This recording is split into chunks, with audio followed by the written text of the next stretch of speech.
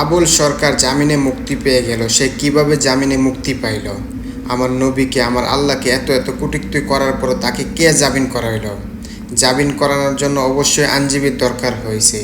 যে আইনজীবী আবুল সরকারের পক্ষ হয়ে আবুল সরকারকে মুক্ত করছে, আমি মনে করি তারাও আবুল সরকারের মতন সেম অপরাধী।